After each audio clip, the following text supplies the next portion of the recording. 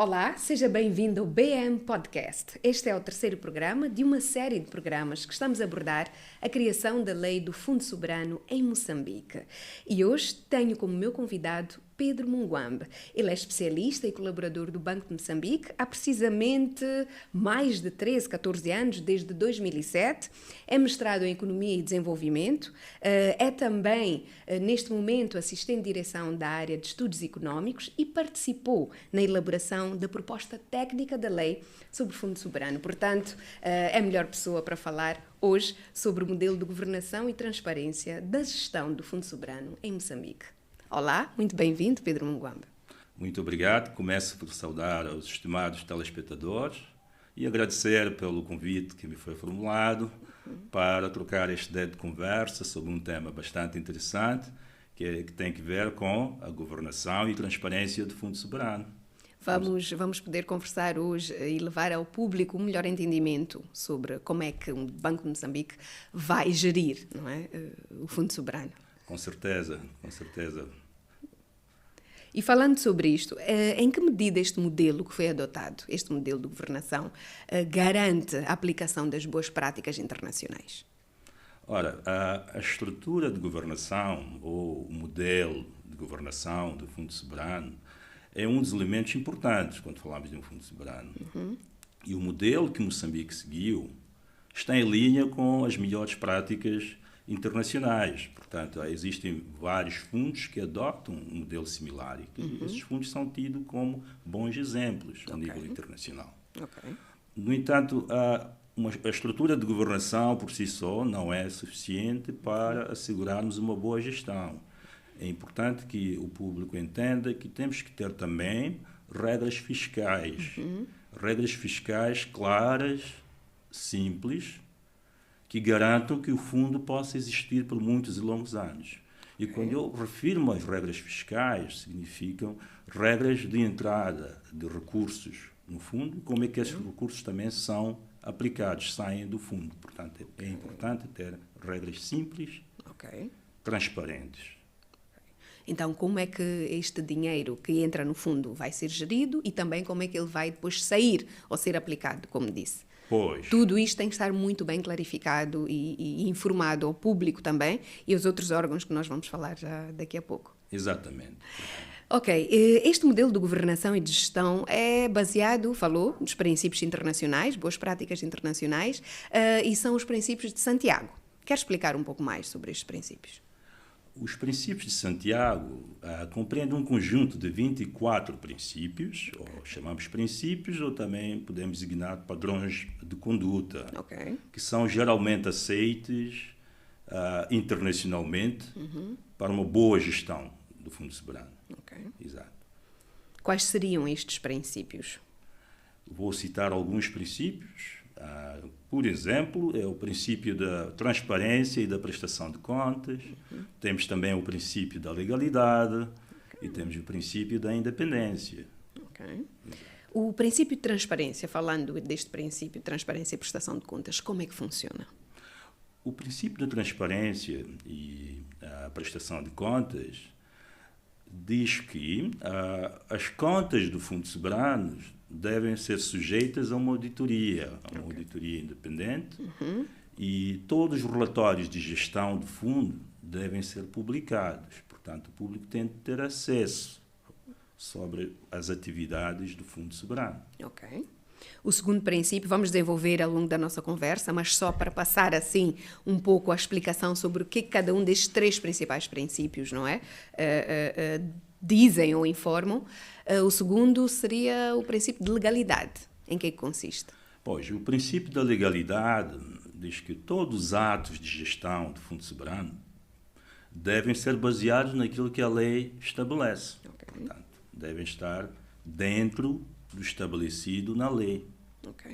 E fora, se há alguma coisa fora do estabelecido na lei, há responsabilização. Pois, nesses casos, a lei estabelece medidas de responsabilização em caso de violação das normas. E existe o terceiro princípio que mencionou, que é a independência na tomada de decisões. Pois, este é um princípio muito importante. O princípio da independência é o que garante que todos os órgãos que compõem a estrutura de governação possam exercer as suas funções sem quaisquer tipo de interferências. Ok. Exato. Tem que ser independentes na gestão. Pois. Nomeou estes princípios, são os princípios usados, é um modelo, não é? Neste modelo de governação, mas o que é que vai garantir que estes princípios são aplicados? O garante de que estes princípios serão aplicados está exatamente nesta separação de poderes que a lei estabelece entre o gestor operacional, que é o Banco de Moçambique, o gestor global, que é o Ministério da Economia e Finanças, Sim. a Assembleia da República, o Comitê de Supervisão e o Conselho Consultivo de Investimento, que são os órgãos que compõem a estrutura de governação do Fundo Soberano de Moçambique. Temos muitos comitês, temos muitos órgãos, não é? Já explicamos aqui o Banco de Moçambique, a função como gestor operacional, falamos do Ministério da Economia e Finanças, que é, vamos dizer, o patrono, não é? desta gestão. E estes comitês, quem é que faz parte destes comitês? Pois, o Comitê de Supervisão, fazem parte do Comitê de Supervisão representantes da sociedade civil, representantes da academia, representantes da comunidade empresarial, refiro-me ao setor privado, representantes de ordens profissionais. Quando falo de ordens profissionais, estou a falar, por exemplo, a ordem dos economistas, a ordem dos contabilistas, mas também representantes de associações religiosas que tenham aceitação ao nível nacional. Nós sabemos que existem muitas associações religiosas, mas algumas não são credíveis. Sim. O Conselho Consultivo de Investimento integra indivíduos que tenham uma larga experiência em matérias de gestão de carteiras de investimento, porque é um assunto de especialidade. Exatamente. Portanto, e indivíduos que tenham exercido funções executivas em instituições financeiras públicas ou privadas, ou então em organismos financeiros internacionais, ou que tenham alguma ligação com a academia, ou seja, as universidades. Ok.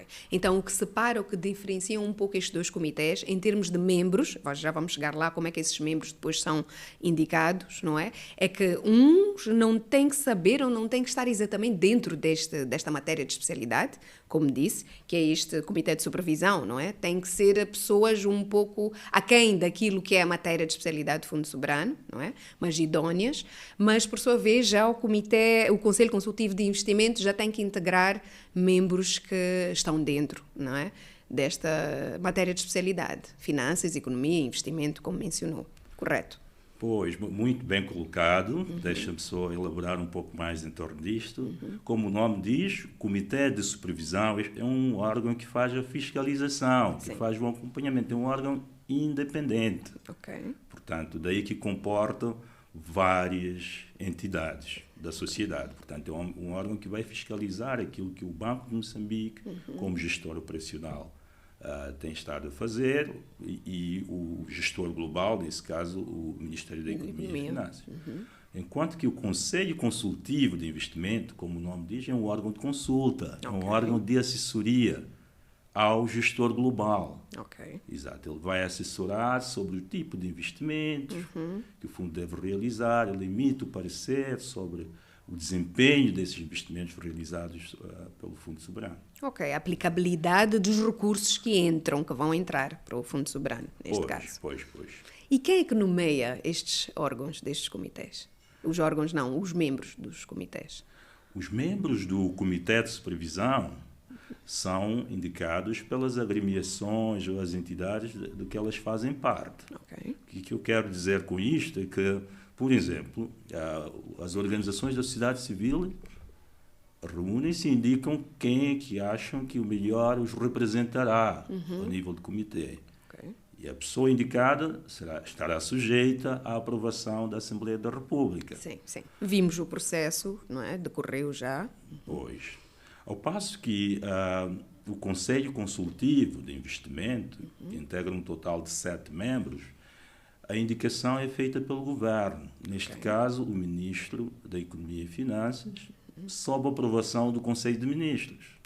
Exato. É algo mais, pronto, é que, como disse, é conselheiro.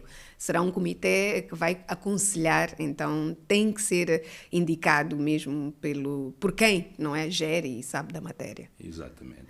Estes órgãos, estes comitês, têm algum ou vão ter algum poder de decisão sobre a gestão do Fundo Soberano? Não necessariamente, porque são apenas órgãos de assessoria. Ok. Portanto, eles emitem a sua opinião, que é de domínio público, sobre o desempenho do fundo. No entanto, os pareceres que esses órgãos emitem vão ajudar aos gestores globais, ao gestor operacional, no processo de tomada de decisão sobre as atividades do Fundo Soberano. Sendo que vão ajudar, então, voltando aos princípios de que falamos, o princípio da independência garante esta independência na gestão, neste modelo de governação de gestão do Fundo Soberano, pelo Banco de Moçambique? Garante sim, garante, porque a lei prevê separação de poderes. Ok. Isto significa que o Banco de Moçambique, como gestor operacional, ele decide onde vai investir os recursos que são alocados, mas dentro daquilo que são os limites impostos pela lei. Ok. Ele não tem qualquer tipo de interferências por parte dos outros órgãos que compõem a estrutura de governação. Portanto, a independência operacional está assegurada. Então significa que nem a Assembleia da República, nem o Ministério da Economia e Finanças podem interferir? Exatamente. Como disse, a lei apresenta uma separação de responsabilidades exatamente para assegurar que não haja interferência da parte de um órgão sobre as funções ou as competências de um outro órgão. Ok. Exato. Mas deve existir aí um controle. Esse controle sobrepõe auditoria, por exemplo, na gestão do Fundo Soberano. Com certeza, esta é uma questão fundamental. Se recordar, eu disse que um dos princípios de Santiago tem que ver com prestação de contas e transparência. Isso, exatamente. Por essa razão, a lei prevê 3 níveis de auditoria. Primeiro é a auditoria interna, que, como o nome já diz, é aquela que é feita pelos órgãos que fazem a gestão operacional e a gestão global, ou seja, pelo Ministério da Economia e Finanças e pelo Banco de Moçambique, pelos órgãos internos de auditoria. Sim. Mas também existe a auditoria externa, que é feita por um auditor independente. Ok. Este auditor independente é contratado pelo Ministério da Economia e Finanças, na qualidade de gestor global do fundo, através de um concurso público, para garantir maior transparência. Mas também temos o Tribunal Administrativo, que fará a auditoria, as contas, anualmente, dentro daquilo que é o seu âmbito de atuação. Ok. Acredito que não vai acontecer, mas se estes órgãos que fazem esta auditoria descobrirem que há alguma violação na gestão do Fundo Soberano, o que é que pode acontecer? Bom, neste caso, a lei prevê claramente a responsabilização em caso de violação das normas. Dependendo da natureza da violação, tem medidas sancionatórias previstas na lei. Então, não há impunidade em nenhum caso de violação. Está É bom ficar isto muito bem claro. Pois. Voltando aos comitês, o Comitê de Supervisão, como é que vai poder ter informação sobre esta gestão do Fundo Soberano? Por parte do Banco de Moçambique, por parte do Ministério da Economia e Finanças? O Comitê de Supervisão, como havia dito, ele é responsável por acompanhar, por monitorar as atividades do Fundo Soberano. Sim. Para que possa fazer este acompanhamento, o Comitê de Supervisão pode solicitar qualquer informação relevante sobre a gestão do fundo, tanto ao Banco de Moçambique como ao Ministério da Economia e Finanças, para que ela possa munir-se de informação para emitir o seu parecer. Estamos a voltar aqui ao princípio da transparência também, Exato. e da prestação de contas.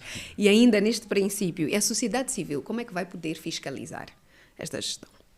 A sociedade civil é parte integrante do Comitê de Supervisão. Se recordar, quando mencionei os membros do Comitê de Supervisão, está lá a sociedade civil. Sim. Portanto, por esta via, a sociedade civil poderá fazer um acompanhamento de perto das atividades realizadas pelo Fundo Soberano.